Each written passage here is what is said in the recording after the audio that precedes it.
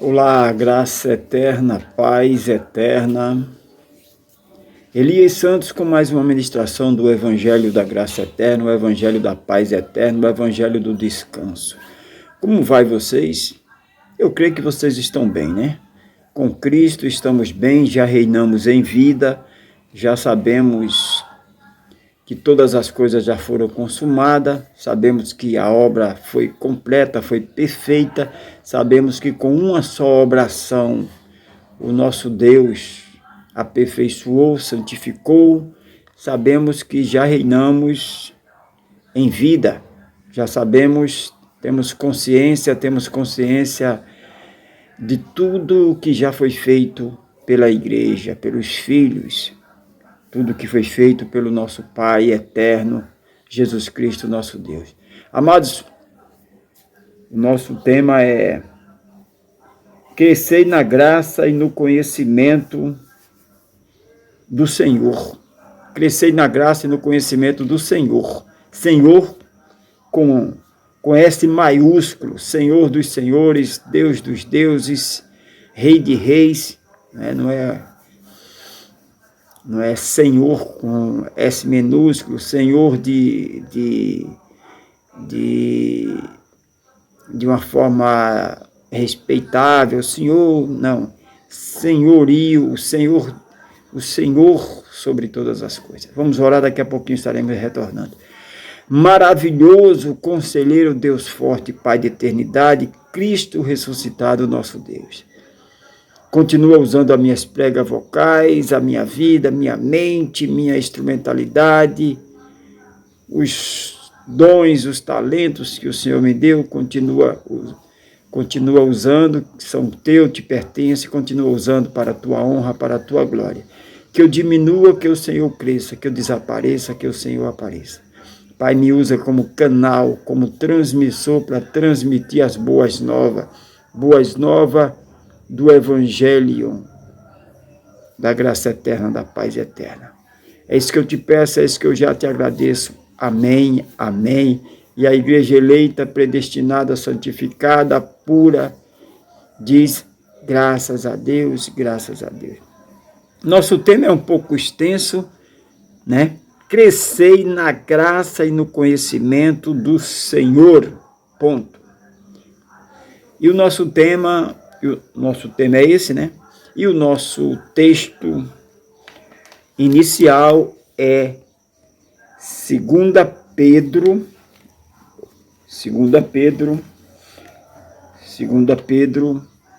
capítulo 3, versículo 18. 2 Pedro, epístola do apóstolo Pedro, 2 Pedro 3, 18. Né? É o último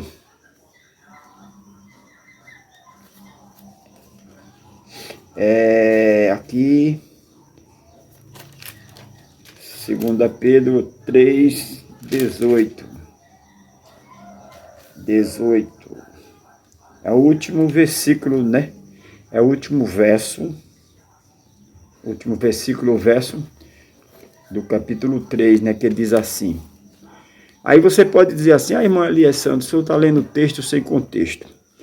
Então, se você disser assim, eu vou ler aqui, eu vou começar aqui, ler, né? No início, né? Do capítulo 3, no versículo 1, que diz: Amados, escrevo, é uma carta, né? É uma carta. Amados, escrevo-vos agora esta segunda carta, em ambas as quais desperto com exaltação ao vosso ânimo sincero, para que vos lembreis das palavras que primeiramente foram ditas pelos santos profetas e do mandamento do Senhor e Salvador, mediante aos vossos apóstolos. Então, texto e contexto, o que ele começou a falar aqui no capítulo 1, capítulo 3, verso 1, ele termina aqui, concluindo a carta, no verso 18. No verso 18, ele conclui a carta dizendo para a igreja, para os irmãos, ele diz: antes crescei, antes de quê? Antes de tudo que ele havia falado, de todas as recomendações que ele havia falado, ordenado, orientado, exaltado, ele diz: antes crescei na graça. Deixa eu dar uma pausa aqui. Crescer na graça, irmão, eu não sei o que é graça. Foi escondido durante anos e anos, décadas. Foi escondido o que era graça. Eu não sabia o que era graça, irmão. Eu costumava saber o que era, costumava ver o que era graça, uma culto de ação de graça. Um irmão recebia alguma bênção da parte de Deus e dava um culto de ação de graça, chamava os irmãos para celebrar com ele, para se alimentar, para glorificar a Deus. Era isso que eu sabia de graça quando eu fazia parte aí do sistema predominante aí fora. Hoje eu sei o que é graça. Graça é favor que não merecemos. Graça é benevolência, graça é dádiva. Né? Isso é graça. Charim, gratia, né? Então foi o que foi feito lá na cruz. Foi feito lá na cruz. Isso é graça. Né? A graça, ela se manifestou em toda a história do Evangelho. A graça sempre se manifestou, né? Só que de uma forma acanhada, de uma forma ali escondida, né? A palavra é escondida. A graça se manifestou quando aquela mulher hemorrágica, ou melhor, perdão, quando aquela mulher que foi pega em ato de adultério, quando levaram ela e jogaram aos pés do Senhor, de Jesus Cristo. Olha, Rabim, Messias, Jesus, Mestre, esta mulher foi pega em ato de adultério. Sim, mas cadê o cidadão que estava com ela? Ela estava adulterando só? Né? Isso é outra mensagem. Só quero frisar. Então Jesus começou a escrever ali, e eles tudo irado ali, querendo matar a mulher, porque se matasse a mulher logo, aqueles que adulteravam com ela estavam livres, né? Ela não podia falar, morto não fala, né? Então se matasse a mulher não ia poder dizer: olha, aquele ali adulterou com ela, aquele ali. Então não é assim, né, irmão? Não é assim, né?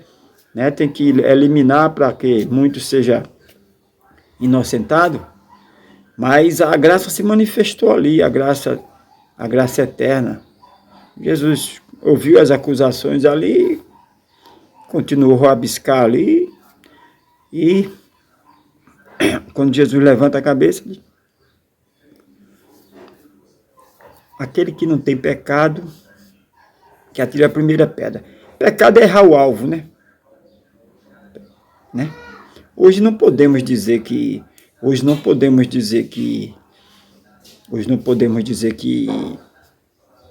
a igreja de Cristo é pecadora, porque Jesus morreu para tirar o pecado. Então ele já tirou. Hoje o que a carne fizer, isso aí não vai condenar, porque hoje não há condenação para quem está em Cristo Jesus. Ah, irmão, não há condenação para quem está em Cristo Jesus? Não. Quem está em Cristo Jesus, quem foi escolhido, eleito, ele pode até cair, mas não vai permanecer prostrado. Ele vai se levantar. Por que ele vai se levantar? Porque ele não pertence ao erro. Né? Então, um erro, uma falha que um eleito fizer, não vai afastar ele de Cristo. Porque nem a morte, nem a vida, nem anjo, nem principado, nada pode nos tirar da mão do nosso Deus.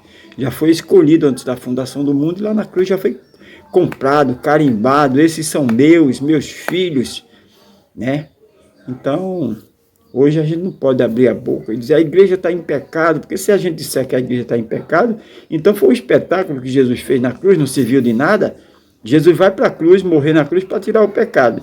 E hoje, pleno século XXI, a gente vai dizer que os irmãos estão em pecado. Então, o que foi que Jesus fez na cruz? Então, com essas afirmações aí fora, eles estão negligenciando o que aconteceu na cruz, né?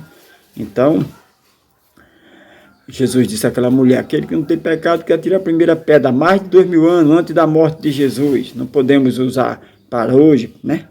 Então, Jesus continuou rabiscando, e quando Jesus levantou os olhos, levantou a cabeça, todos os acusadores tinham ido embora. Aí Jesus disse, mulher, onde estão os seus acusadores?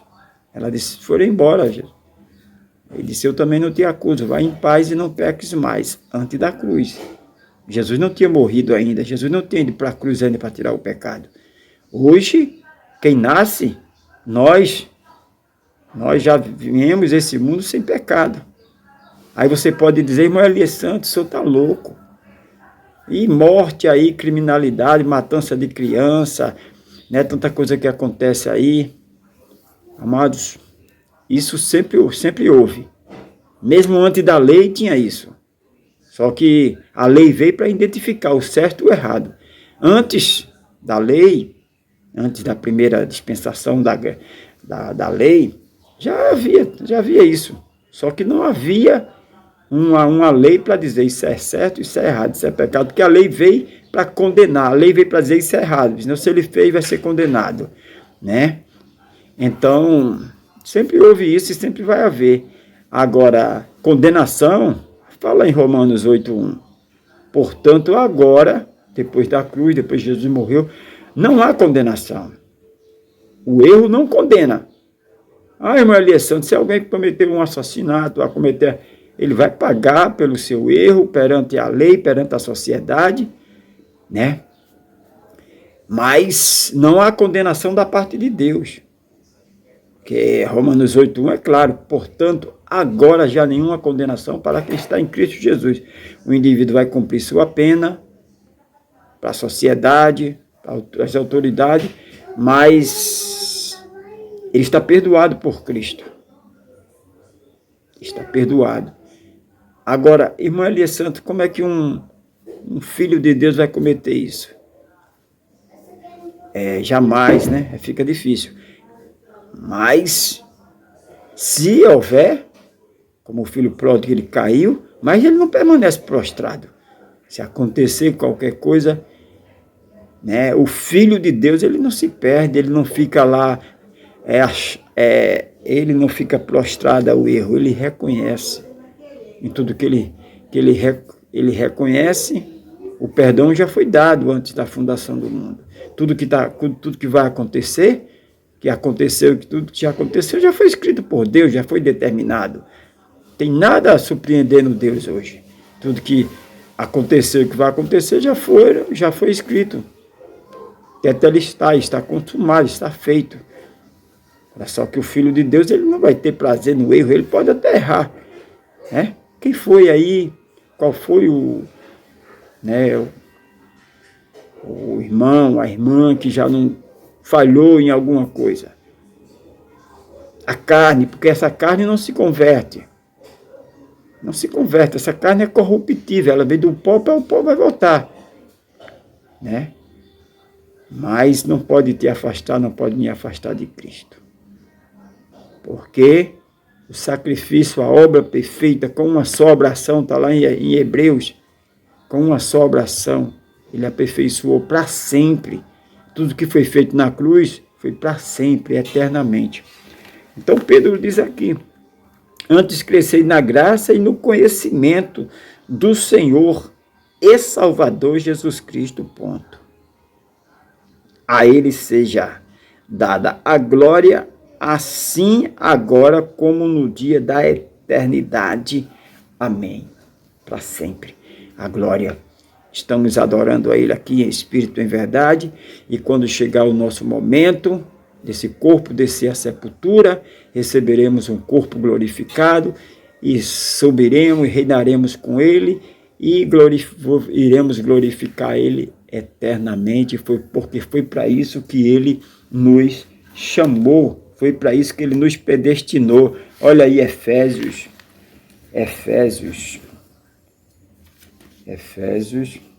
capítulo 1, Efésios capítulo 1 e versículo 4.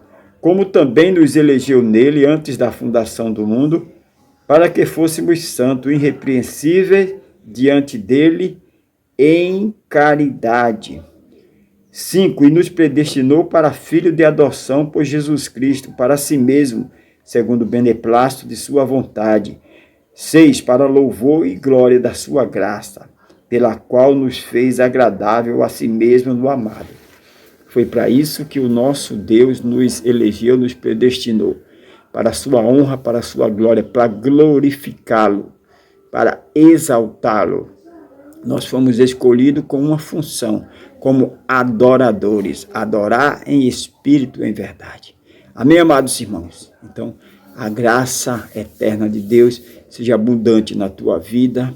Nunca se esqueça, o Cristo ressuscitado, o nosso Deus, Ele te ama e eu também. Graça eterna, paz eterna.